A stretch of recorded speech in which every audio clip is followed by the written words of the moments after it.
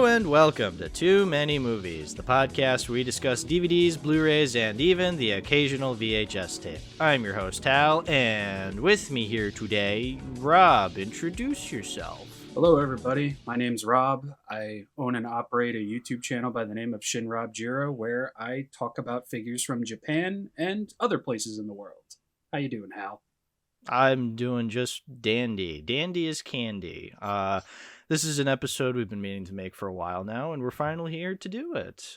No calamari in sight to stop us from doing it this time. Thank for that. Jesus. What a world I was living. It's okay. It's okay. The calamari's gone, Rob. It can't hurt you. No, it really can't. And I just want to say that Italian street festival, betrayed by my own people, by my own cooking. You gave me food poisoning. How dare you? That calamari was definitely not like as fresh as they friggin' said, because, oh man. Yeah. It's like Niagara Falls. It was not fun. And well, it's okay, because like now, whenever a problem approaches with recording an episode, I can just be like, "Well, we'll just blame the calamari." I'll just say that from now on. Oh, perfect! Gotta put that on a shirt. I blame the calamari. I'd buy that. Personal closeness to the situation. Yeah. Oh, Jesus. Well, I'm glad you... Well, speaking of Italian cooking, let's start off with a perfectly normal film today. The past month or so has been nothing but Friday the 13th and Faust over here on Too Many Movies. Let's do something normal for once, Rob. Please introduce our first movie today. So the first movie we're talking about is a movie from 1992 called My Cousin Vinny, which stars Joe Pesci, one of my favorite people in the world ever. And just as like a quick summary of it, two kids get into the biggest misunderstanding in the world down south, and calling family or getting your phone calls. Turns out you got a cousin Vinny who's in law. And man, oh man. Talking about possibly getting dealt like the worst hand in the world. Yeah. That's what this movie is. But, we get there. Everything comes out on top in the end. But this is one of my favorite movies from my childhood, honestly. And I don't mean to make it seem like I've got bad parents or anything, but this was a movie I was watching as a kid after Nightmare Before Christmas and Disney's Pinocchio. And and I don't know, it's just one of those movies that's been in my life for so long. So finding out that I get to do a podcast where I can talk about My Cousin Vinny, it's always a fun time. And rewatching it again for the first time in years. Yeah, it was a no-brainer. Yeah, this is one that I can't say was a childhood classic of mine. I didn't watch it as a kid. I definitely watched it at a youngish age, but not the whole thing. Like, just like I missed like the first half. But it's a movie that my mom has talked about. I grew up hearing about it as like one of those films that people love. But it's not one that I had I was closely attached to. So I would say this was probably my first official time watching the movie all the way through. And I liked it. I had a good time. I think it's a very fun movie, a very entertaining movie for what it is. It's long. That I realized watching through it, I'm like, wow, this is actually pretty long, because it's like what, over 2 hours or just at 2 hours? It is 119 minutes, so yeah. So just on the cusp of 2 hours. So just 2 hours then. Yeah, wow. I didn't realize that. I would have figured this was like one of those hour and a half long movies, but nope.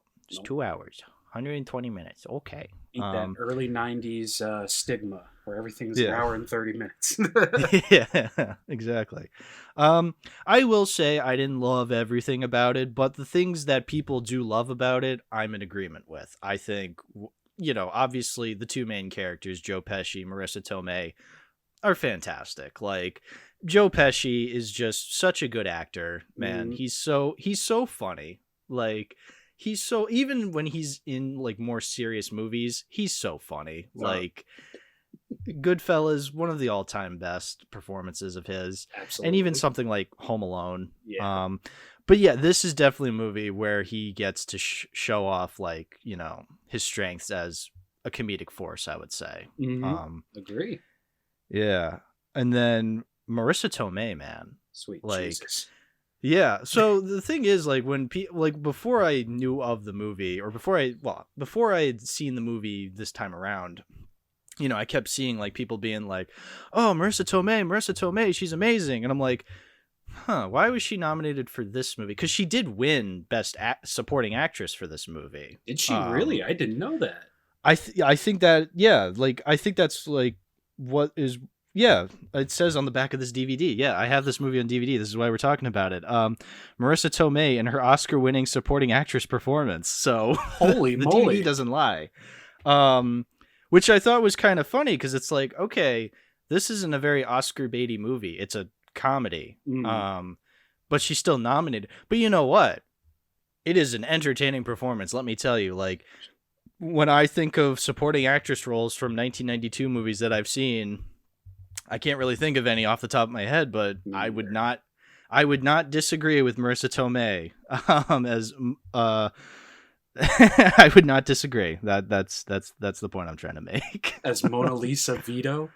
Mona Lisa Vito. Yeah. Oh, she was fantastic in this movie. Other than being drop dead gorgeous, she was just in there. Well, I mean, I'm not going to disagree with that. Like, I'm glad you said it, not me. Yeah, I'll take the hit for that. Absolutely, sure. She was gorgeous in the movie, and that's not the reason why the part is great, though. It's just she just seems like she got so lost in that. Yeah, because they're from Brooklyn. I'm very city adjacent. I grew up around that my entire life, and dead on. I will absolutely say that, dead on. Would you say dead on balls accurate? Dead on balls accurate, absolutely. That line gave me a good chuckle this time.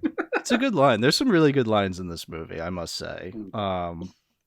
So, I guess to start off, let's start off at the beginning. With like, so the two boys are Ralph Macchio and some other guy. I don't recognize the other actor's name. But they are just driving through Alabama. They go to a convenience store, and then hijinks ensue when like the police pull them over, and they think they like killed the store owner. Which at first I was like, oh, so it's a huge misunderstanding, because like there's that scene where the sheriff is like interrogating Ralph Macchio, and he's just like, why'd you do it? And he thinks he's talking about when Ralph like accidentally shoplifted a can of tuna, and he's just like, oh man, it was a mistake, I didn't mean to, it wasn't planned. And I was like, oh, I'm not a fan of like misunderstanding, like things that kick off a plot where it's like that, like it's a big misunderstanding and people are being as vague as possible just for that one joke. But like, I don't know, I feel like once it's kind of over, then like, you know, it's not that big of a deal. You know what I'm trying to say? I don't know. It's just something that's always kind of annoyed me. Like, I will admit this movie does it better, like the whole misunderstanding, because like it does lead to some really funny interactions where you're just like, oh, they don't know. But like, it's not the whole movie is the thing. Like, if it was the whole movie, it probably would be a lot more annoying, you know? Yeah, there wouldn't be an Oscar nom or anything like that.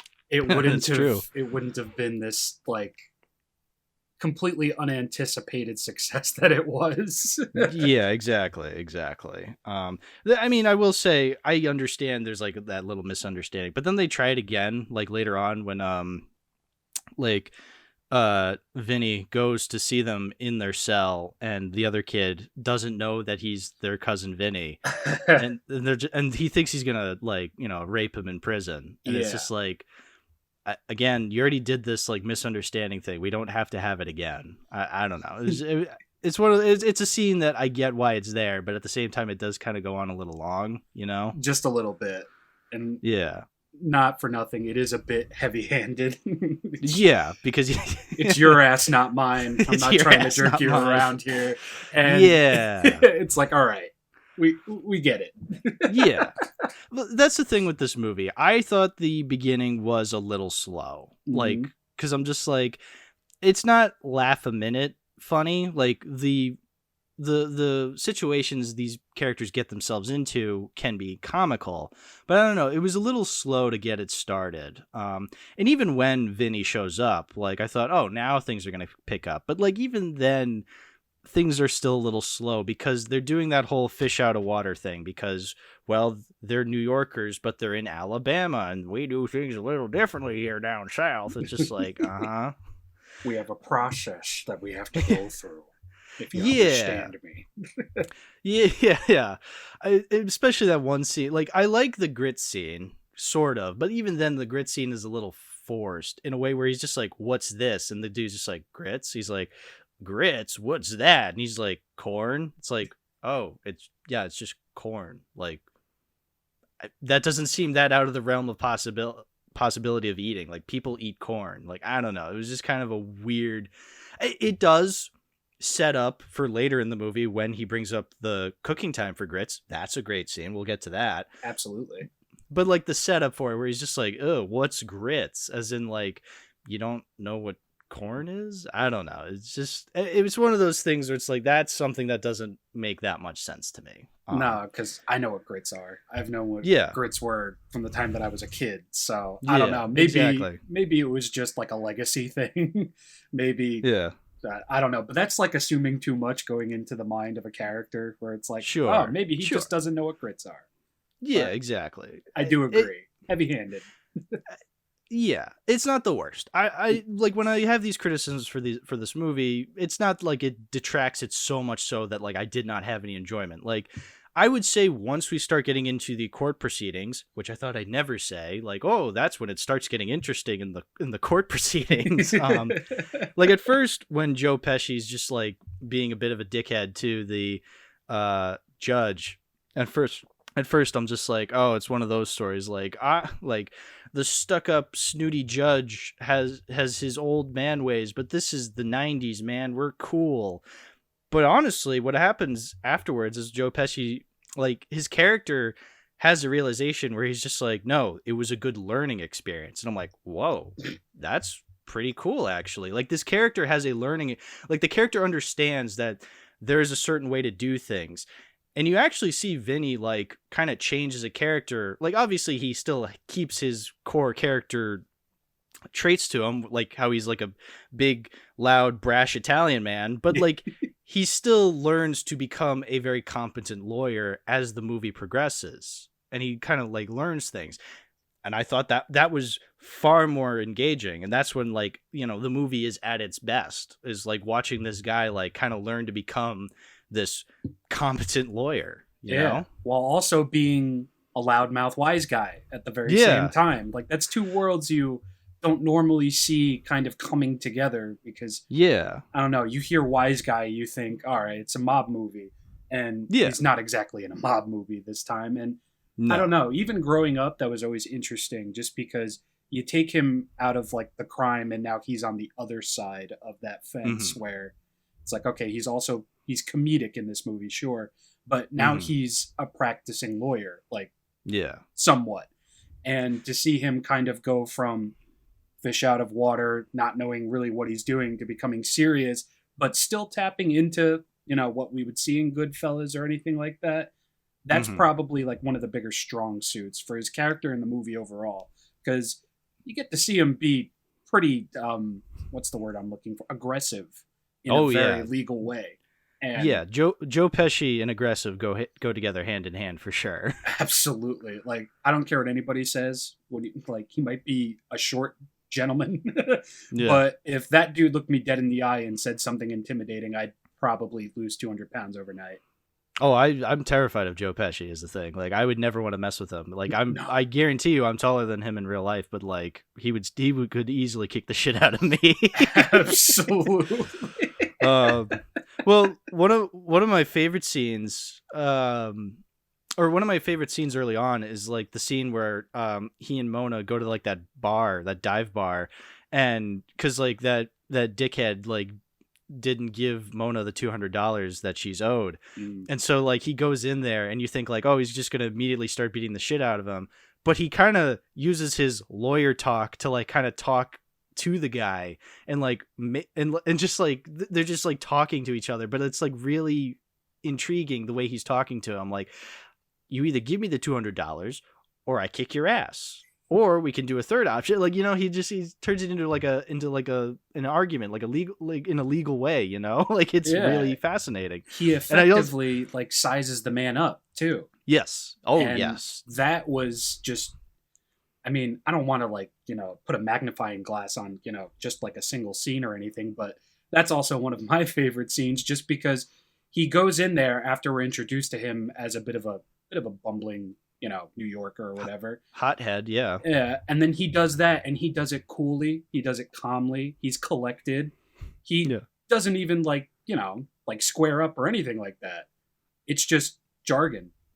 Yeah. And it's done in such a neat and composed way. It's like, okay, he might not be the best lawyer in the world, but he knows what he's doing.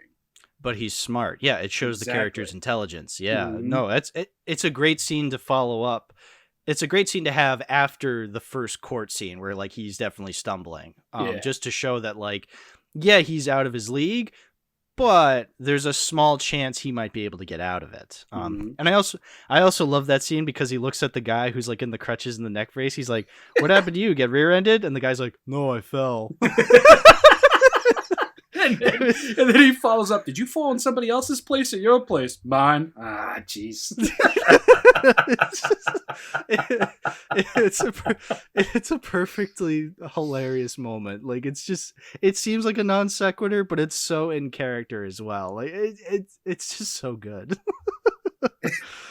Yeah, but I think that, but like there's other scenes that show like the way he like does know what he's doing, like the scene where he's arguing with Mona about the faucet, or like the scene where he's telling because then there's that scene later on where like Ralph is like losing confidence in Vinny, and he's like, look, his legal argument is like a playing card, like he's showing you like everything, but in reality it's paper thin. It's like, oh, that's fucking brilliant. Like, fantastic. Holy shit.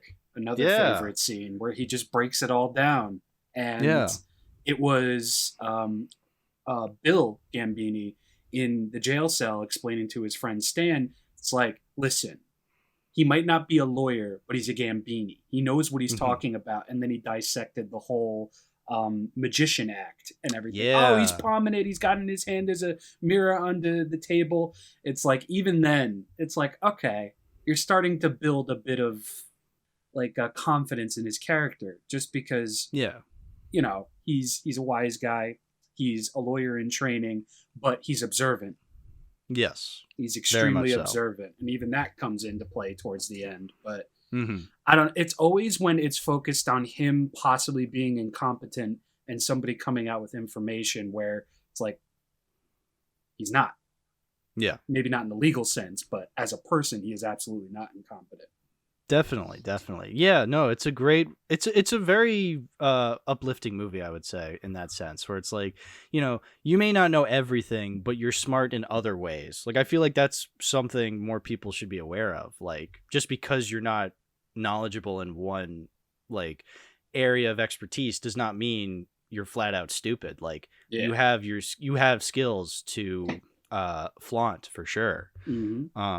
I also really like that playing card scene because that introduces us to, because with the other kid, where he hires the defense attorney, and that guy is played by Austin Pendleton, who was in the Muppet movie. I have to bring that up because I'm a huge Muppet fan. Gotcha. Which I thought that was like his one scene because he didn't show up for like a little while again, but then during the court hearings, then he shows up again, and you think like, oh, he's the defense attorney, he's gonna like show up Joe Pesci's character, but no, far from it. Ladies and gentlemen of the court or whatever, like he just starts stuttering the fuck out of his words.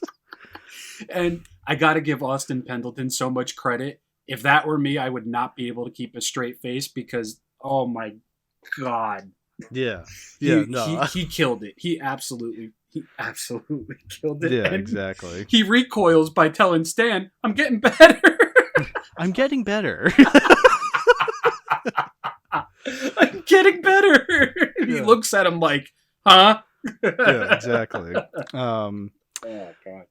I will say, at first I thought the subplot where like them trying to find places to sleep was a little weird because I'm like okay, you wake up in the middle of the morning because of that like loud whistle, and then the train, and then the owl, and then the rain, and it's just like, okay, but this is the countryside. Like, I don't know, it seems like kind of a weird thing to focus on. It does lead to a great punchline though, where like, not to get ahead, but like where he's just like, oh, I'm gonna sleep in prison tonight so I can get a good night's sleep, and then it cuts to like the prison at night and everybody's yelling, there's alarms blaring, and then he just like see him and he's like sleeping like a baby. Like, that was funny. Like that was that's the thing, like there's some weird jokes but they lead to like great punchlines is the thing in this movie. Absolutely.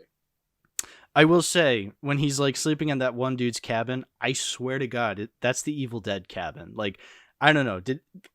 Tell me I'm crazy if like I'm completely wrong, but like I swear to God that was the Evil Dead cabin.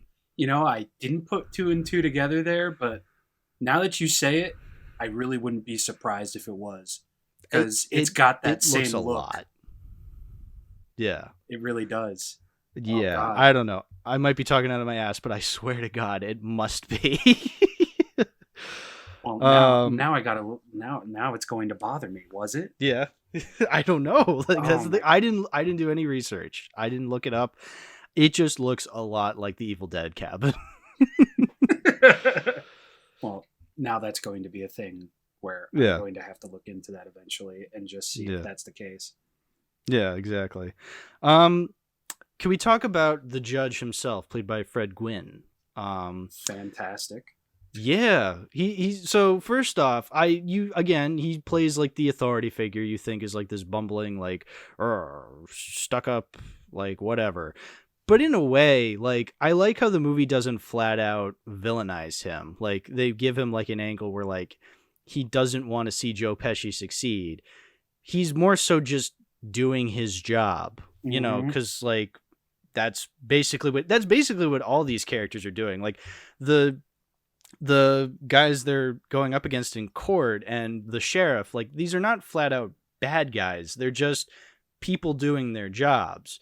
And I feel like that's far more engaging and a little more stressful to see with Joe Pesci, like, actually struggling to like kind of work through the legal system a bit. Like, you know, if they were like flat out villains, I feel like it would be less tense because it's like, okay, if he fails, like, we know it was all rigged and like not like it wouldn't have mattered. Like, he could have used all his skills and it wouldn't have amounted to anything. Whereas like here, because these characters are not flat out villains, him like actually trying to figure shit out and try to actually prove these guys' innocence through the legal system is just, it's a lot more admirable like when Vinny eventually like succeeds in the end.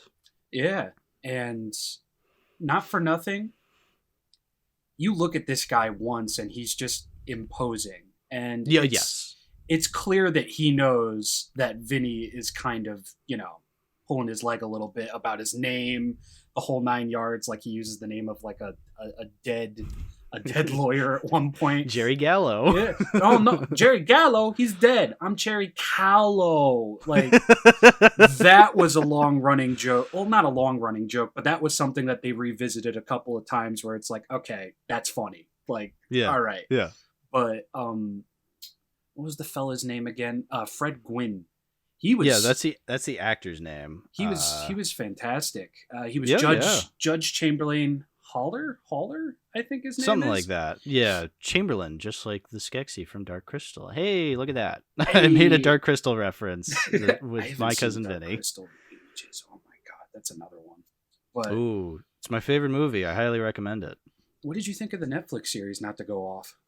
I liked it from what I remember watching of it. I've been meaning to rewatch it, like trying to like I really want to make like an analysis of it at some point. I just have not had the time to revisit it or get into it. But from what I remember it being really good. So naturally, because it was good, that's why Netflix canceled it.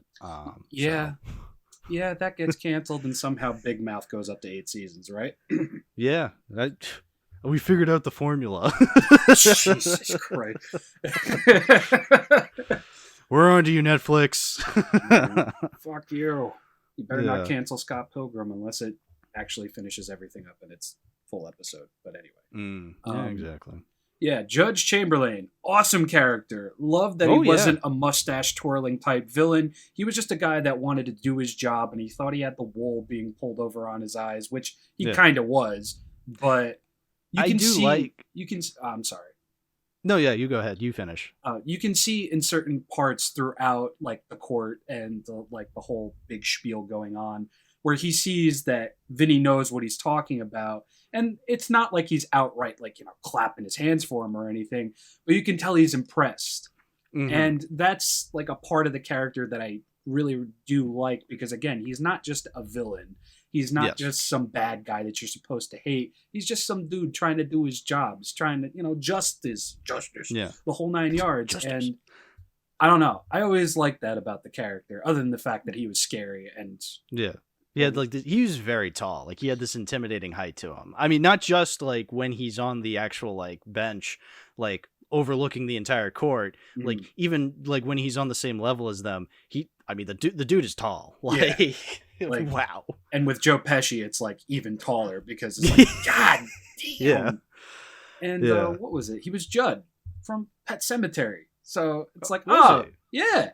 I haven't seen Pet Sematary, but wow, I didn't know that. Oh man, you gotta watch Pet Sematary. I guess I do. The other thing I really like is sometimes the judge does have his moments of foolishness. There's that scene where when Vinny's trying to prove the woman's the woman's sight. And so he goes to the back of the court and he holds up 2 fingers, and judge goes, "Let the record show that Mr. Gambini's holding up 2 fingers." And he's like, "Judge," and he's like, "Oh. Sorry." Yeah. That was genuinely funny. It was good timing too. Very good such timing. Good timing. Yeah. And just the fact that a guy was suffering from pancreatic cancer at the time. Was he really? This was his last movie too. Oh, wow. Yeah. I mean, great performance nonetheless. I didn't even know he was suffering from pancreatic cancer at the time. Wow. Yeah. He was only, I think, 65, 6, something along those regards. But yeah, he died, I think, a year after this, not too long into 93 that he passed away. But learning that he was suffering from that and still giving a pretty damn good performances. Yeah. You got to give him credit for that, right? That is huge, man. That's wow. Good for him. Absolutely. That's awesome that he was still able to give such a likable and good performance still. Wow. Nothing but credit. Absolutely. Yeah. Nothing but credit. Absolutely. Yeah. I guess we could talk a little bit more about the actual court hearings. I don't know, just hearing them try to figure out trying to figure out what these witnesses are saying is actual bullshit is actually really interesting. And the way they figure them out, like I said, the grits reveal, how he's just so you mean to tell me you made grits in 5 minutes? Were these magic grits? That's it's again, it's something that was set up earlier that the character realized and use that to his advantage. So you see his intelligence in trying to figure this out. Oh yeah. And of all things, grits. Yeah. It's of all things, out of the 3 things on the menu, breakfast, grits. It's he asked once and he retained that. And he brought it right back. Dude. The menu at the beginning, how it just says breakfast, lunch dinner. So funny.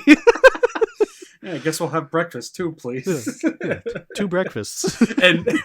and seeing Joe Pesci just take the fork and get a little bit of grits on his fork before he eats. Yeah. Just, I don't know. That cracks me up because he That's tries so good. hard, just like the tiniest little bit of grits on the fork. Yeah, exactly. It's so good. I guess I will also say one thing that kind of annoyed me was the movie. And so, like, you think like, oh, he's gonna do this by the book. Like, he's actually doing everything he can within his legal rights to get these boys off the hook. But there's still some illegal shenanigans going on because he does lie about who he is, and like he's never really prosecuted for that. No. Which, I mean, again, it's a movie, so like, you know, And he's it the is what it hero. is. Yeah, he's the hero. Like, I get, like, it's one of those things where you can be like, Hollywood magic. Like, does it really matter? Like, Yeah. Does the judge ever really get that call back? well, yeah, no, I guess not. It's like he Whatever. calls and everything. Whatever. That it worked out in the end. It's all good. Yeah, who cares? He was right in the end. Yeah, exactly. But yeah, I don't really have that much else to say about the movie. I liked it. I had fun. I can't say it's one I'll be revisiting as often as some of my favorite movies or even like my favorite Joe Pesci movies, but like I still really liked it from what I saw. I still thought like all the good stuff is the good stuff. Like I laughed quite a bit at times. Yeah, was there anything else you wanted to say before we get into this DVD I have of it on? Just that I probably need to get it on Blu-ray or DVD, whoever owns 20th Century Fox. I guess Disney now, which is weird. Wow. I guess whatever they get up to, I doubt we'll see Yeah. a 4K of that, but you know. Oh, yeah. Well, I guess to talk about this DVD a little. So I have it on DVD. I don't remember how I got it. I probably just happened upon it at some point, but yeah, so I want to talk about this DVD because it's a DVD from what I believe like 2000-ish, like around the early 2000s. Because the movie starts with this really dated, really funny commercial from the early 2000s. Like if I explain it, you can probably imagine what it is, but it's like it's basically advertising like a bunch of 20th Century Fox movies like on DVD, as if this is like the coolest fucking thing ever. Like it has these early 2000s quick cuts, these flashing like transitions. And it's advertising movies like Fight Club, X-Men, Independence Day, The Abyss, like a whole bunch of like just movies from under like 20th Century's belt. And it's really fascinating just hearing the narrator be like, Fox DVDs have director commentaries and deleted scenes and interactive menus and DVD ROMs. And I'm just like, wow, impressive. They're really trying to sell you up on this. Like, whoa, Yeah. interactive menus? Yeah, I missed that, it's like, though. I will say. I do too. Yeah, no, it was fucking real. It was really cool to revisit, but I'm just like, yeah, like these are cool, but this wasn't the peak of physical media. Like, No. like it was just really funny looking at it. Like it was quite the time capsule, I must say. And I love how like at the end, like, and this commercial went on for like 3 to 4 minutes. Like it was a long commercial. And it like at the end it's just like Fox DVD video, get into it. And I'm just like, oh. That's your tagline, huh? Get into it. Yeah. Truly the peak of immersive cinematic viewings. Yeah. Really yeah, trying to so- sell you on that director commentary. Yeah, all like as if that's director commentary. I don't know. You know, it's fascinating looking back because we take these things for granted, like especially the whole like animated interactive menu thing. Like I guess nowadays we don't get those anymore, but like wow, we really took advantage of those back in the day. Like We that really it did. was kind of huge when like an early 2000s DVD had like an interactive menu. Like Yeah, and the amount of creativity that went through it too. I mean, yeah. the first one that comes to mind, and I don't mean to show my cards real quick, but there was a DVD, a US obviously release of Godzilla 2000, and Oh. when it comes to interactivity, like you would pick something and a missile would get launched towards like whatever you were clicking or towards Godzilla, and then it was great.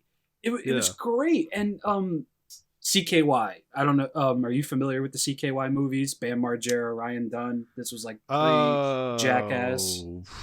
No, this was a little before my time, but please explain. Okay, so not only are these movies like legal entrapments, because Jesus, tap dancing Christ, there's like a million different versions of these movies, but when they were finally remastered and put out on DVD, there was multiple menus on these things, and you would have to click around because there was stuff hidden in the menus. Like if you press up instead of clicking play on movie, a heartogram will pop up and it will be like this random segment that either they couldn't legally put into the movie or was just something that they thought was funny to include in the movie for those like the people who would mess around with the DVD menu. And it's stuff like that that always got me, where they like literally would have hidden content in the DVD menus and stuff. I only found out about it because I had to Google it. because like the back of the DVD would say like, I don't know, like hidden content or whatever, how to access CKY1 hidden content, and it's like you had to it was like a code for a game almost, where you had to do something specific. And I miss that because now we just get the two little like markers that come up at the bottom of the screen. Sometimes there's like a or it just shows up, and it's a lost art. It really is a lost art. DVD menus that are interactive. Yeah. I mean, as I've said before, because, you know, William has brought it up, like the reason Blu-rays and 4Ks don't have like these fancy schmancy like menus is because like the files on the Blu-rays of these like nice looking movies are huge. Like, you know, it's a lot of pixels. Like you can't always fit in like as many interactive media as you can. Like sometimes it just is what it is. And I mean, that's why like, I do this podcast so I can figure out like, okay, what movies am I okay with owning on 4K and what movies am I okay with owning on DVD? And yeah, My Cousin Vinny, I'm going to say I'm keeping this DVD. Like I was thinking about it because I wasn't like super passionate for the movie, but like it was a good movie. I had fun. I would definitely watch it again. And plus just to be reminded of like these early days when like, you know, movies could be put on such cheesy DVDs. Like it's just so funny to me. Like I gotta have it just for that time capsule-ness to it, you know? Oh, absolutely. There's a couple of movies in my collection where it's like, do I really want to shovel out $30 for a 4K of this when I can just use this $10 DVD I got for probably $4 at FYE back in the day that has bring home the laughs, bring home the fun, like just the fun. Yeah, just like all that stuff that's attached to it. It's almost like an experience in and of itself, just putting the thing into whatever you're using, console. Absolutely. And I mean the other good thing too is that the case itself does not have a hole edged out into it. I don't know if you're familiar with like Blu-ray and DVD cases that used to do that, where they like edge out into the case like holes, or like they'd put like the recycling logo like in the case and they would like edge it out, so like it made it a lot flimsier and stuff. It's awful. Like I bring it up as many times as I can to let people know because I fucking hate when DVD cases do that. It's so annoying. And then they warp when you have them like in your shelf and you've got things like, you know, somewhat packed and everything. There's a couple of Blu-rays I have like that where the box is just totally like nothing. It's like a 90s magazine that you would read when you were waiting to get your hair cut or something. Yeah. It's bad. Like it's so annoying. I recently had to replace a copy of a movie because of that. Because the disc got a little muffed up too. It was Hereditary, ironically enough. And I got it on sale, and it was one of those where it had the slip case and everything, all this cool stuff. When I got it from Amazon, it was cracked, it was broken, but the movie still worked. And I went to go put in Hereditary, and it didn't work. And I looked at the disc, and I saw exactly why. And it was a bummer. So now I need another copy of Hereditary. Yeah. That's so annoying. It should be getting an anniversary really soon. Oh. I hope. Still, I hope so too. That'd be a good movie to have in the collection. But yeah, the trials and tribulations of physical media owners, man. Jeez. The hoops you have to jump through. So many hoops. Back in the day, I don't mean to sound like an old man, but back in the please. day, VHS, DVD, you had the clamshells, you had the sturdy boxes, even with CDs and cassettes nowadays. It's like, what did you make this out of? Biodegradable snot? Like, I didn't even drop the thing and it already cracked. Yeah. Like, I mean, and at the very least, this is all like major studio stuff. Like, at least people like Vinegar Syndrome and Arrow put like actual effort into like their physical media releases. That's why I love Arrow videos so much. Like, oh, dude. Whenever they announce something that I'm even a little bit interested in, I'll get it just because I know I'm getting the best that I could possibly get. Yeah, yeah. And Vinegar Syndrome. Gotta shout out Vinegar Syndrome. I have not. Showgirls 4K, man. Wait a minute. Vinegar Syndrome, you said? Oh, has William not told you about Vinegar Syndrome? He might have. I don't want to say he didn't because I know he'll hear this and message me and be like, Rob, I told you about this months ago. And I'm going to feel like a dick. He would say that. I've known William for, I want to say, 5 or 6 years now. And whenever I say he didn't say something, he'll bring it back very, very quickly. But I'm looking at Vinegar Syndrome now, and they have a 4K of Mother's Day, which, I'm sold. I'm pretty sure these are the Killer Condom. Hey! That's a winner.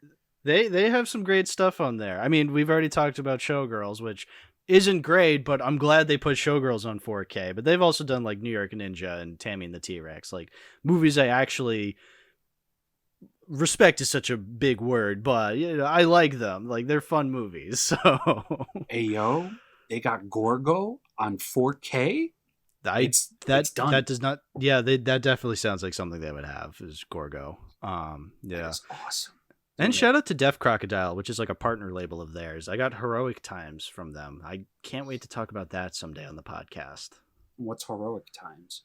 It's this it's this old animated film from way back, like 1983. It's a Hungarian animated film from the 80s. It's the kind of animated film that Animation is Cinema motherfuckers would never watch in a million years, because it's foreign and it's not Pixar or DreamWorks. Like, it's actually Jesus. It's actually like a very mature animated film. It's really fucking good. I love it a lot. I've only seen it once, but I love it a lot. It's an episode for another time. I'll say that. I'm gonna put it on my watch list on Letterboxd.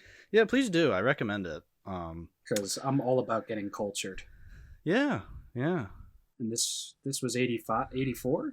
It was 83, I want to say. I don't know.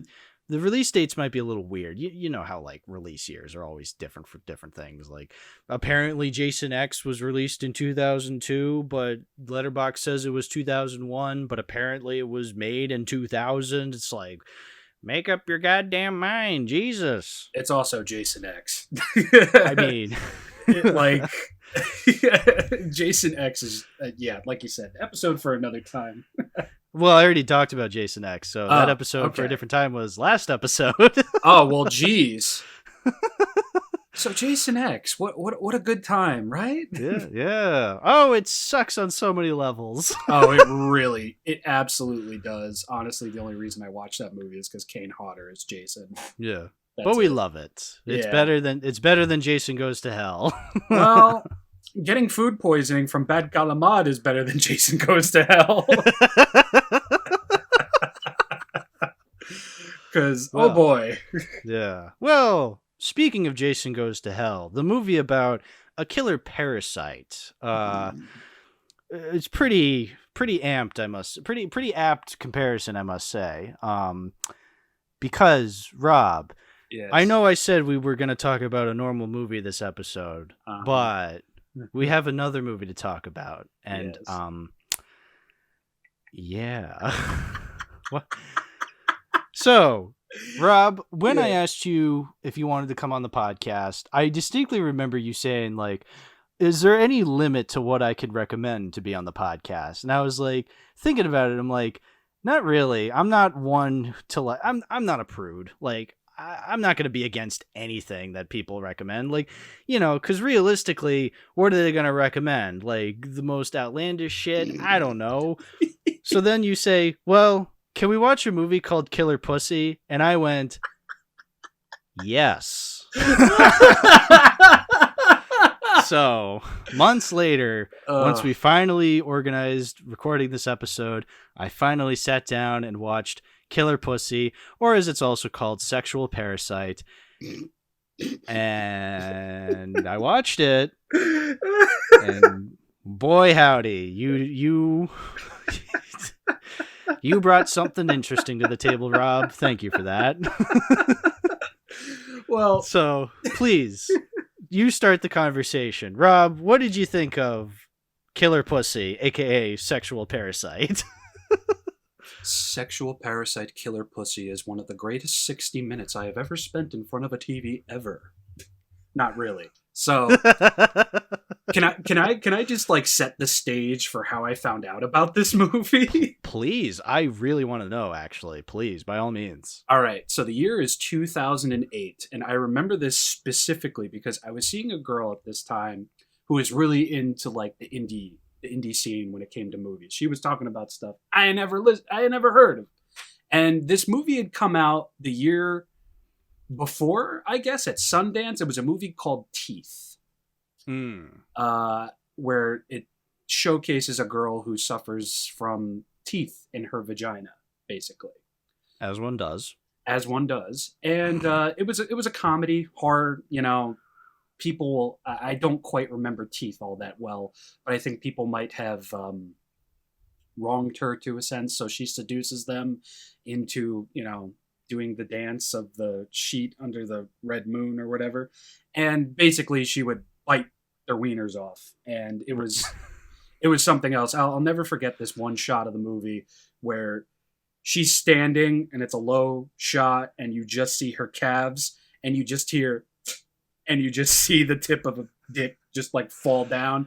Funniest thing I had ever seen. And that's the one thing I remember about this movie. But I was asking my girlfriend at the time, I'm like, how do you think of this?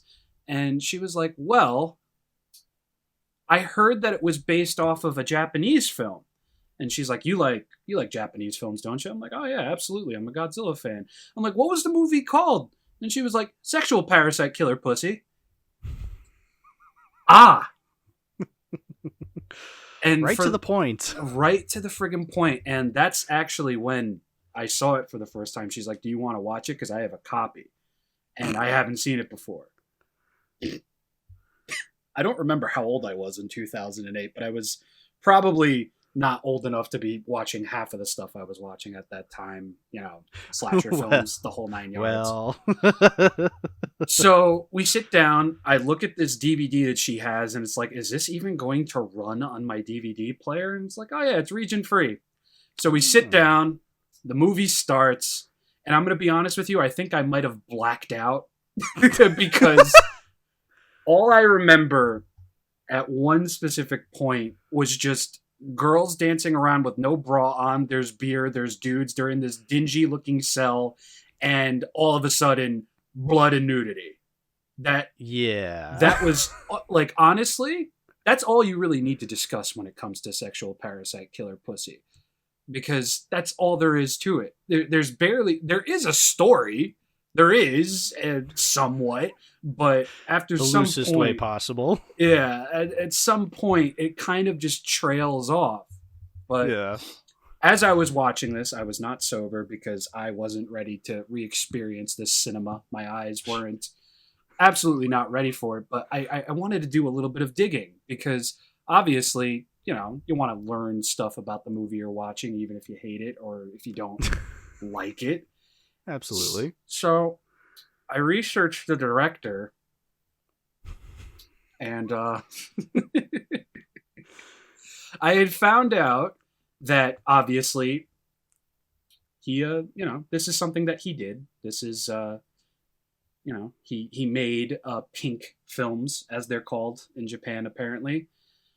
But I also found out that he was a writer for multitudes of Ultraman series. No kidding. Yeah. So it's kind of crazy. It blew my mind because I see that he did all of the stuff that he wrote and directed was just all pink films. Like we've got something called Playgirls, Playgirls 2, Shogun's Secret Harem, Playgirls 7, What Happened to 3 through 6, I don't know. And we've got a classic called Big Tit Zombies. And I'm like, awesome. What else has he done? That's my watch list. Hell yes. Yeah. And then I look, writer in television, Ultraman Ginga S, Ultraman X, Orb, RB, Taiga, Z, Ultraman Decker. And I'm like, so you're telling me the man that gave a woman a giant parasitic sexual organ that attacked people is also responsible for 2014 to 2022 Ultraman? Wild. Gotta start somewhere. Wild. Like this dude, to his name, from 92 to 2010, all porno, like slasher movies, like all that. But as soon as 29, well, technically 2009, but as soon as the 2010s come around, somebody watches Sexual Parasite Killer Pussy. Hey, yo, you want to come write Ultraman for us? and here we are. Now, a little bit of behind that, this guy actually has 2 different Wikipedia pages, so I don't know if it's the same Takeo Nakano. It would be ironic as hell if it was a different guy. Yeah. Oh wait, they both have the same birthday. Never mind, it's the same guy. So great. I'm glad I could bring such groundbreaking information to this podcast. Oh, dude, that just means that Buster has to watch this movie now. That's right, Buster, Buster loves Ultraman. Buster, if you're listening, you have no excuse.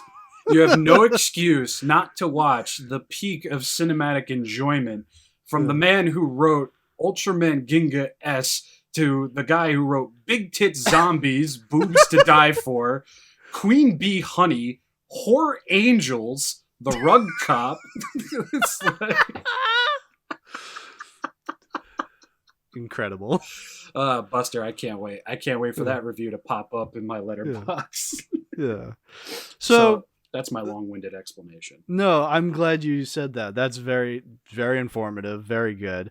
So now here's my side of the story. So yeah, you obviously told me to watch this. Obviously, you sent me the link to Internet Archive to show me, because like that was like what we could find. Yeah. Unfortunately, Rob, there were no subtitles. Yeah. So I was watching this movie 100% blind. Like, I had no idea what the dialogue was. But to the movie's credit, I kind of understood what was happening because, well, you know, it's about a killer vagina. So yeah, and it kind of gets set up like your stereotypical slasher flick to some point. Yes. Yeah. So it's not exactly highbrow storytelling. No, definitely not. No. But the other thing, too, is that, yes, it is 60 minutes long. It's not a very long movie. It's just an hour long. Like, that's pretty short, all things considered. So, even then, like, a lot of what it sets up, like, it's pretty obvious. Like, yes, it starts off, like, in the Amazon jungles, I believe, and there's, like, these scientists, they have a styrofoam cooler that has a killer parasite in there, and then the woman sits on it and it escapes the styrofoam cooler, and it just goes up her butt, in which case now she's infected by this killer parasite. Yes. That's all you really needed for setup. And again, even though I had no idea what anybody was saying, I was able to figure out what was going on. So yeah. And to the movie's credit, that's all you really need to know. Because after that, it's all just visual storytelling. Yeah, it's Evil Dead with a killer pussy. Because then we're introduced to our supposed main teenager characters. Because I had no idea what their actual names were, I just called them... I just associated like different terms for them. So there was Slutty Girl, Tank Top Boy, Pirate Lady, Goth Chick, and Archie. So it starts off with them it starts off with pirate lady and goth chick taking a shit in the forest, and then they make out for some reason. I don't know. Can you explain this? People have kinks. It's the director of Big Tit Zombies, right? Yes, exactly. Boobs to die for. Yeah, boobs to die for. That's apparently its subtitle. Big Tit Zombies, boobs to die for. But honestly, couldn't explain it to you. Nope. No, it's you know what? Again, whatever. Yeah, then they find like this weird tunnel facility thing in the middle of the forest. They just happened upon it just cuz.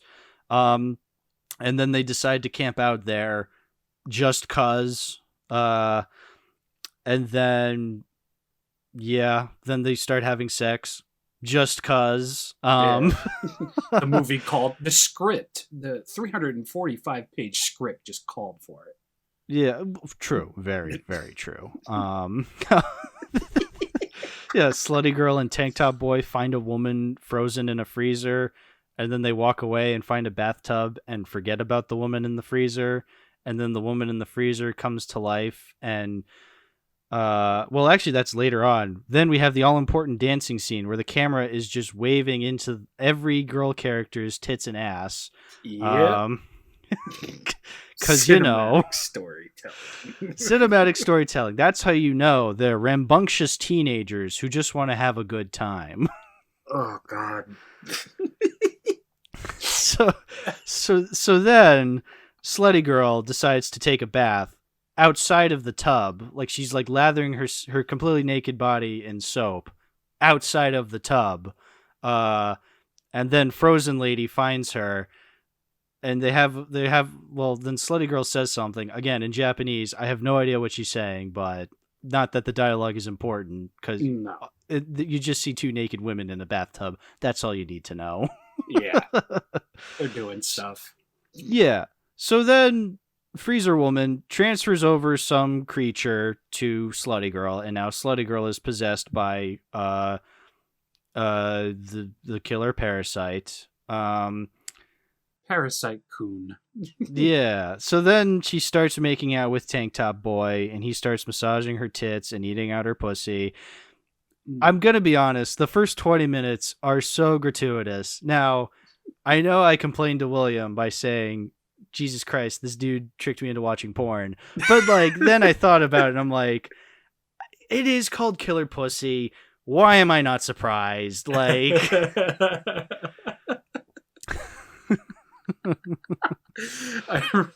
Will told me, it's like, how's watching Killer Pussy? I'm like, uh-oh. It's like, that poor man's gonna find out very quickly. Son of a bitch, he tricked me into watching porn. Very weird porn on top of that. Yeah, well, that's the thing is, like, I knew there was gonna be some of that. Like, when I see, like, these characters stripping naked and you just see their exposed tits, I'm like, okay, yes, I know what kind of movie I'm watching. But when it goes on for 10 minutes of them just making out, massaging tits, like, fucking each other, I'm like, I was promised a killer pussy here, guys. Can we get to the killing? Like, there's a reason. There's a reason there isn't a plot synopsis for this. Well, actually, there is. It just explains the first maybe 5 minutes of the movie, and there you go. Yeah. And to be completely honest, that's all there is to it. Like, maybe there's a reason there's no subtitles. It's like, do you really need them? there was a website at one point in time, years after I had seen it for the first time, where I would actually, you know what? It's a down day. Let's watch Killer Pussy. And there was subtitles. Granted, I don't think they were official subtitles because it kind of had a British inflection on them. Like, I'm going to call my mum or something to that extent. And I wish... I don't want to make it sound like I actually enjoy this movie for what it shows or anything, but I really do wish I downloaded it because the subtitles just made everything funnier because you can tell they're not talking in a proper manner, but the subtitles are like, oh no, I've got my willy out or something to that extent. And it really, really just made it better. It was like another movie within another movie, kind of like that anime Ghost Story. It was just fantastic. Yeah. Well, after all the sex and whatnot, then like you get tank top boy putting his dick in slutty girl's pussy. We get a generic chomp sound effect, and then the movie starts. Now we have our killer pussy. And the puppet is so terrible, but it is exactly what I wanted out of a movie called Killer Pussy.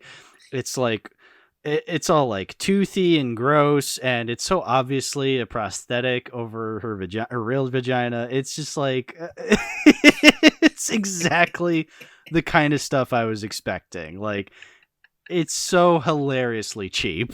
Oh, it really is. It looks like one of those cheap motorized model kits you get from like a dollar store for like a Gundam or something, and it's obviously not officially licensed. Yeah, exactly. But then I also love. Yeah, oh yes, you got to give them credit. Like it's that moment is when you're like, okay, they know what they're making. I know what I'm watching. This is a mutual relationship here. Like, we know what we've gotten ourselves into. But yeah, now the movie started. Now slutty girl leans down onto tank top boy's face, and the pussy chomps again. She bites off his face. I love the chomp sound effect it has. It's so funny. It's like stock chomp effect number 3 from like the vaults. Yeah. And so then Archie, Pirate Lady, and Goth Chick like find tank top boy all mangled up, and then they find slutty girl. Goth Chick finds slutty girl who's completely naked, and she's like, hey, are you okay? I'm assuming she says, hey, are you okay? Again, no subtitles. But then then her pussy burps up tank top boy's glasses, and Goth Chick is like, wait a minute. Now hold on a second. And so then they start fighting, and it's so awkwardly choreographed because, again, it's a movie called Killer Pussy, and you have two naked girls like fighting each other. It's like, obviously they did not choreograph like fight scenes here that well. No, they clearly got everybody into this dingy tunnel, whatever. Yeah. And the director said, all right, your vagina just burped up a pair of glasses, and this girl's going to fight you, and I'm going to film it. Go at it. Action. And the actresses are just like, what's my motivation? And the director's like, pants down. What motivation?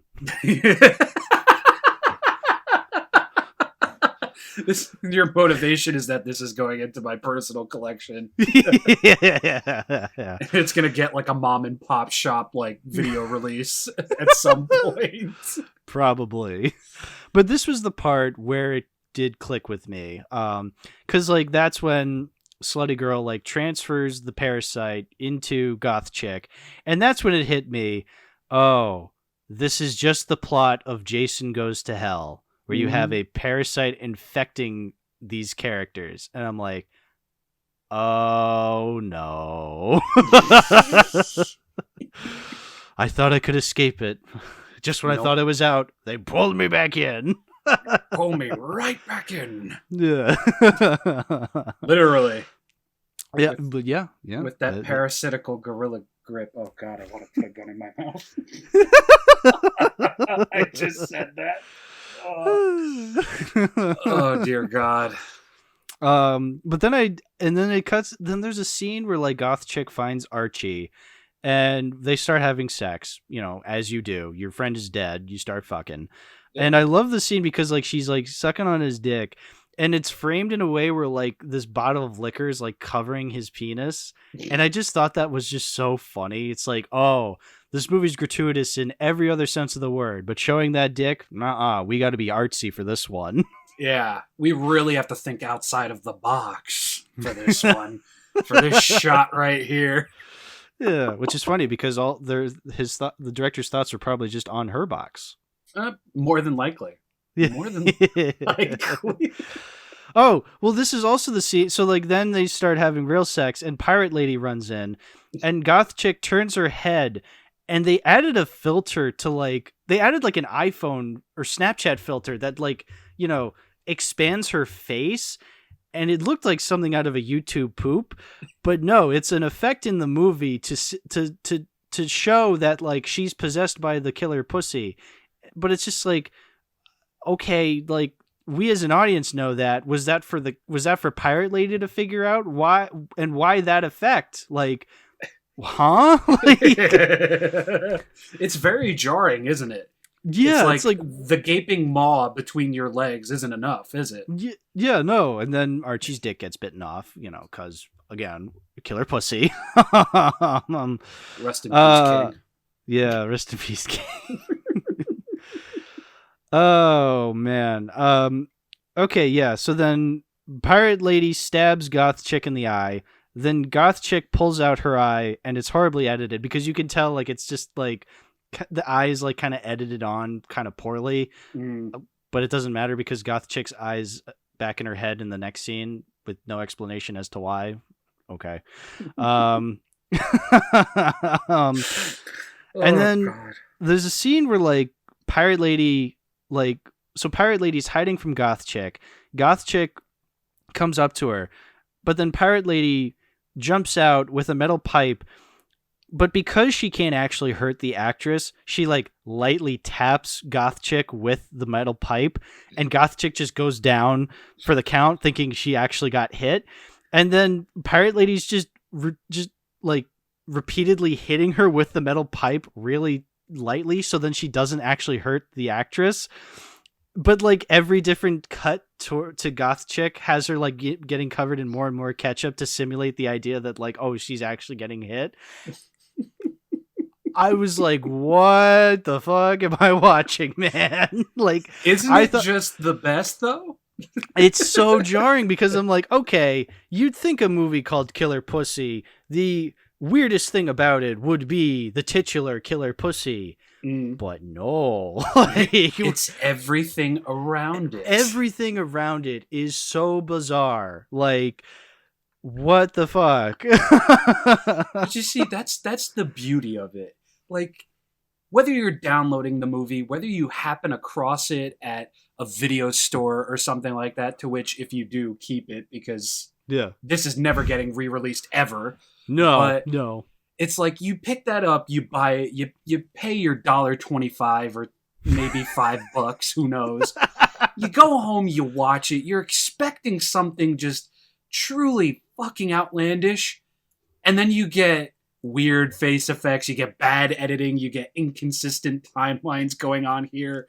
Girl gets eye ripped out, it's back in her head for some reason. You get the first 10 minutes of nothing but gratuitous porn. Like, I might be making this up, but like, I swear to God, there were certain scenes where their vaginas were blurred out. And I know Japan, like, doesn't Japan have like a law where like you can't actually see genitals in porn, even in porn? Yeah. I hate that I answered that quick, but yeah. Yeah. Like, I swear to God, like, because obviously you see their tits like bouncing around like in every other scene. It's like, that's fine. But like when like the pussy and the balls are involved, that's when it's like, whoa, man. And now hold on a second. That's hold too your much. Horses. This is a Christian production right here. Oh God, it was just man, and it's then a fever dream. It really is a fever dream. Like, it's a fever dream of a movie. Yeah, so obviously I get the idea that it's a sexual parasite and it has to go from host to host. But I thought, okay, much like Jason Goes to Hell, the previous host would then die off, right? No. Nope. Apparently they can just like leak little bloody leeches that attack people. That's a power they have after they've been affected by the sexual parasite. Like, what? It's James Cameron's Aliens, but with sexual parasites. Oh, it's genius. How could I have been so blind? I guess I was too distracted by the tits and the killer pussy. Well, not for nothing. Both the tits and the killer pussy are rather nice. Yeah. Hey, I'm not denying. Yeah, I'm not denying. Not at all. But I don't know. Maybe they were hoping to get a franchise out of this. Well, the movie does end on a cliffhanger. Well, so as I said, so goth chick is being beaten by pirate lady, but then she's not affected by the constant light tapping of the metal pipe and being covered in ketchup. So then pirate lady lightly swings a sword near goth chick's stomach, causing her insides to explode out of her. And then pirate lady strangles goth chick with her own intestines. And then pirate lady grabs an exposed electrical wire of some sort and sticks it in the creature's mouth, and that defeats goth chick and the killer pussy. So, Clearly, but then the director was inspired by Deep Blue Sea in that segment because a shark was killed off exactly that way. No, you gotta give him credit. He's paying tribute to the greats here. I mean, I haven't seen Deep Blue Sea, but now I know. Now I know to give this movie the respect it deserves. Oh, absolutely. But we're not done yet, because then pirate lady escapes. She finds a guy driving a minivan, and she jumps into it, and it's implied that the killer pussy is in her vagina now. Setting up a sequel with pirate lady or not, because the movie that never got a sequel, as far as I know. I mean, I don't know. Was there ever a killer pussy cinematic universe? There was not. This was made, I believe, in 2004. I think the guy. Wait, now I need to be sure. Hold on. I can't miscommunicate this, man.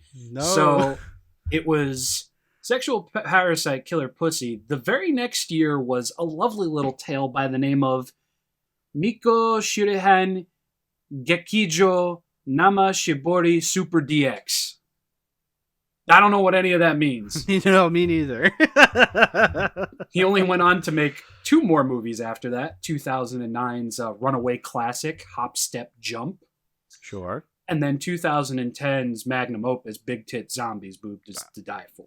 So, I mean, that was his last movie, his last magnum opus before moving on to Ultraman. That was as he was doing Ultraman, actually, I think. Because Big Tit Zombies was 2010. I just closed out the wrong page. Ooh, yikes. Hold on. That's okay.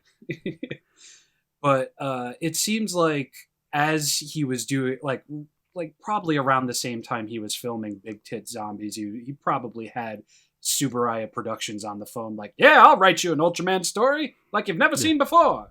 Yeah. The best.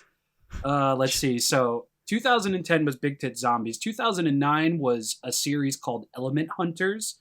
And then it was a couple of years till 2014 where he did Ginga S. And the year right after that, he did X, and then he did the Ginga S movie. So it was around that time. He'd been out of the game for a little bit, you know. He does Elemental Hunters. He's like, you know what? I got one more in me. I know I can do it. It's going to hit me in Big Titty Zombies. There we go. I got it. This is what the people want. This is what the people need. I'll leave the people with big tit zombies. Oh, it's grand. It's truly grand.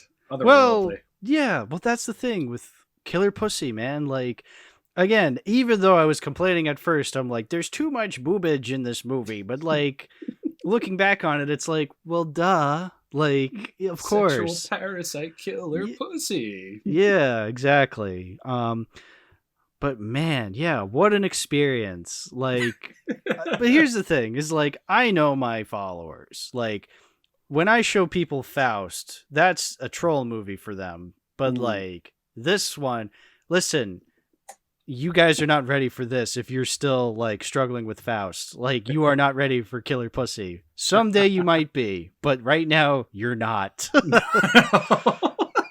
Except for you, William. You're entirely ready for Killer Pussy. It's funny because I feel like that had been a talking point between me and William for at least a year or two. So we've kind of come full circle. Well, no, us coming full circle would be all 3 of us watching this in Discord one night. Yeah. Just so it completes the transition. Of course. Am I talking about the Parasite or the movie? Who knows? But I would like to add one little fact here for anybody listening to this who's like totally jonesing to own a copy of Sexual Parasite Killer Pussy. There is a copy on sale on Amazon. No kidding. For $100. Oh, that's the catch, man. You almost had me. Well, But like, you could do a $10 a month payment plan if you want to, because there is a $10.05 month for $10.05 for 12 months, so you can physically own the absolute groundbreaking, earth-shattering cinematic tale of Sexual Parasite Killer Pussy. I mean, that it has to be, man. Like, I've seen now that I've seen Killer Pussy, but without subtitles, I kind of need it on DVD. I need to know what the dialogue is, man. Like, I need to know what's happening. Like, that's the thing. My God. The DVD has English subtitles on it. How? Okay. How? I'm gonna need you. Like, I'm gonna need you to take one for the team on this one. It's got English subtitles, dude. It's an all-region disc. This is probably the same thing. Probably. I mean, I have a 4K player, so that's region free already, so it wouldn't matter. But like, dude, I mean, look, this is it. This is the sign.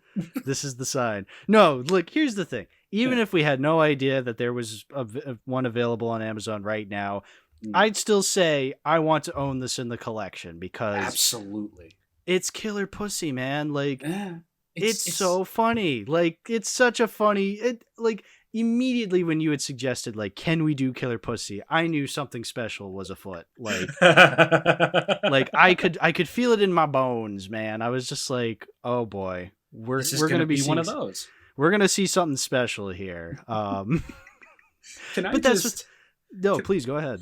Can I just quote what I said on Letterboxd when I reviewed this, for the sake of just letting the people who dare follow me know that I've watched such a thing? Yeah, please. So I gave it 3.5 stars. Yeah. I watched it a couple days after Christmas in 2021. And I said, I've watched this movie more than I care to admit. Not for the nudity, not for how bad it is, not for the hilariously poor attempt at horror or anything else this ended up being, but just for the fact that someone, anyone, will text me, call me, DM me, FaceTime me as I'm watching this, and I get to say, give me a minute, I'm watching Sexual Parasite Killer Pussy, and I get to hear the befuddled confusion with a mixture of silence and concern, and every single time it gets funnier. Yeah. Well, see, I had a similar thing with my review when I recently reviewed it, because I obviously, everybody knows I edit for James, aka Schaeferless Productions. Shout out. And so and he follows me on Letterboxd, and so I do get an influx of followers occasionally just being like, oh, James follows this Hal guy. Let me follow him to see if he watches the same things James does. And look, I love James. He's a very good friend of mine. He's very nice, but he does not watch the same movies me and William watch. If he does, that's because me and William are being little trollsters and forcing him to watch them. But like, I just fills me with so much joy thinking of the idea of somebody finding James, being like, I'm a huge fan of James on Letterboxd. Oh, hey, who's this Hal character? Let me follow him and see the kinds of movies he watches. And then they find a review of mine on the movie Sexual Parasite, and it just, I just think that's the funniest thing. Just Schaeferless fans finding Killer Pussy and being like, what the heck is this? Like, I saw your review pop up, and I was like so hoping that there would be something completely just like, wow, I just saw this. Yeah. And I saw your review and I commented on it. I'm like, I thought it was obvious. I'm so sorry.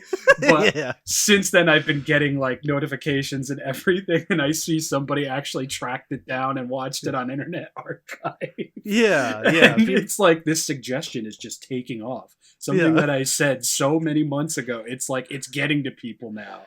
Yeah. And I mean, I know for a fact I know for a fact James would never in a million years talk about something like this. No, but never.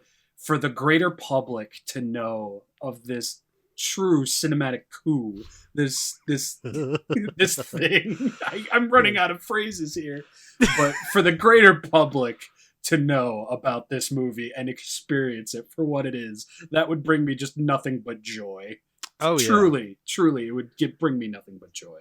It's the same thing with Faust for me. Like, I want as many people as possible to know of Faust.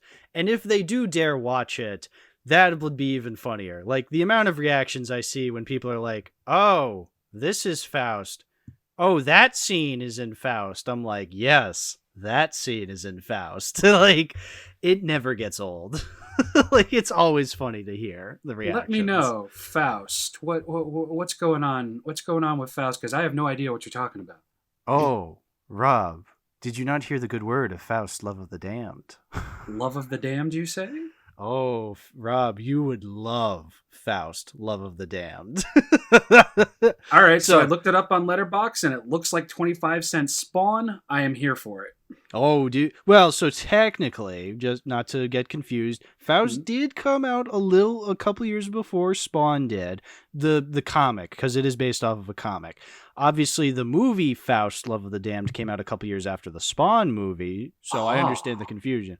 But technically, Faust did come first. But obviously, Spawn was the more popular character. Yeah. But, like, that's pretty obvious because Faust is straight up porn at times, so you can kind of see why Spawn was the more popular one. Is there a website or a service that I can track down in order to watch this? Possibly. The first time I ever watched Faust was on YouTube. Funnily enough. Dear God, what year was it? Last year. But it's no longer there anymore, unfortunately. No. I know. YouTube finally was just buy like, or rent it on YouTube. There's that. You can. That's you might be able to. I'm not saying you should, but I am. Yeah, I just saw a screenshot and I'm totally in. I feel like I'm going to be aghast. Oh, when you do, watch it with mine and Morto's commentary, because we did a commentary on it, and listen to our episode on it, which was episode 69, a couple episodes ago. So you did that on purpose, didn't you? Oh, we did it on mega purpose. We definitely did. I love it. it. So I'm watching this, and it's all your fault. Excellent. Okay. Good. I'm glad. That is perfectly okay. I made you watch Sexual Parasite Killer Pussy, so full circle. Full circle, like a vagina. Whoa. A little more ovular there. Oval. Full oval, we'll say. Yeah. So, okay. Yes. Rob, anything else you have to say about Killer Pussy? Arrow Video, get on that shit. Please. I will pay the 85 to 90 pound it would take to get a collector's edition of this and just have the box be the giant killer vagina mouth. I'm begging you. Arrow, hear my plea. Who did you recommend to me? Vinegar Syndrome? Ooh, Vinegar Syndrome would probably do this. Look, again, like I said in the Faust episode, I would love a Vinegar Syndrome of Faust. And if they like, I don't know if it has to do, the reason they haven't done one yet is because of licensing or whatnot, like the rights or whatever. But it's like, they can't argue morality because they already did a 4K of Showgirls. Like, sky's the limit once you've made a 4K of Showgirls, I'm afraid. So please, add that to the list. After Faust, make a Killer Pussy 4K Vinegar Syndrome, please. Seriously. Like Vinegar Syndrome, you don't gotta pay me or nothing. I will do a video review of it. I will talk it up. Yeah. I will make it the talk of the town on my YouTube channel if I will watch it again. We'll do another episode of the podcast if they ever do a 4K release of Killer Pussy. I will buy it immediately and do another episode of the podcast just for that. Like, I am so down. Absolutely. I am so very down. Yeah. Because why not? Why not? We've opened the floodgates, so to speak. Let's just let it happen at this point. Yeah, exactly. So, well, Rob, if there's nothing else to talk about with the movies, I'd say it's time to wrap things up. So, I agree. Now's the time, Rob, where you shout out your stuff. Where can people find you?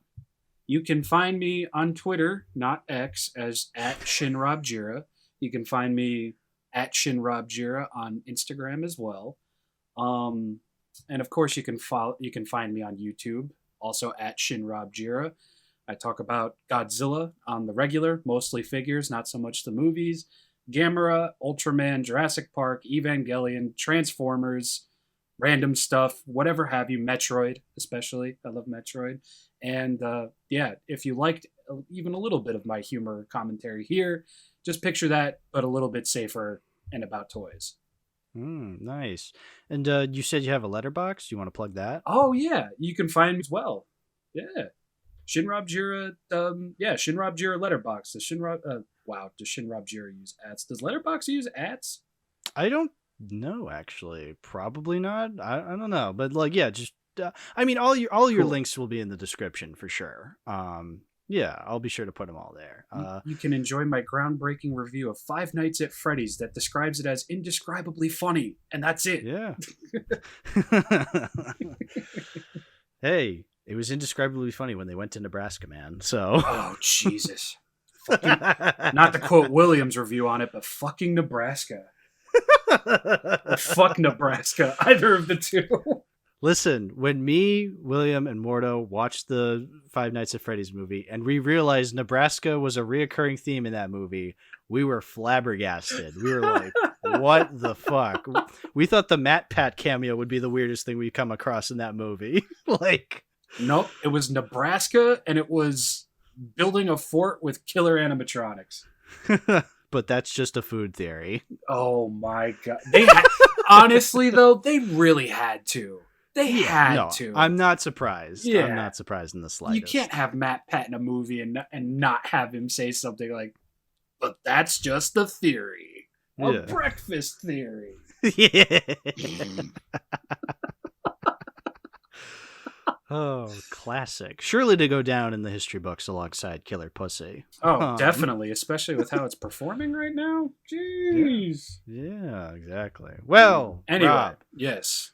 Thank you so much for coming on today's episode to talk about My Cousin Vinny and Killer Pussy. I had so much fun. I'm so glad we could finally do this after all of the delays and everything. All the delays. But you know what? It was all well worth it. It was worth the delays. I'm glad we finally did this. Me too. So, I'm glad I could indoctrinate another person into the world of watching a movie called Killer Pussy. The Cult of Pussy, of course. That's the sequel. That's it right there. Ooh, very good. Yeah, Takeo Nakano, hit us up. We got a sequel. Oh, yeah. Oh, jeez. Thanks so much for coming on. It was a joy. I had a lot of fun. I did. And thank you, the listener, for listening to today's episode. If you want to support the show, give a like, give a comment. Listen to us on Spotify and Apple Podcasts or on YouTube. That's fine too. Doesn't matter. But yeah, thanks for watching. And always remember, we're those magic grits.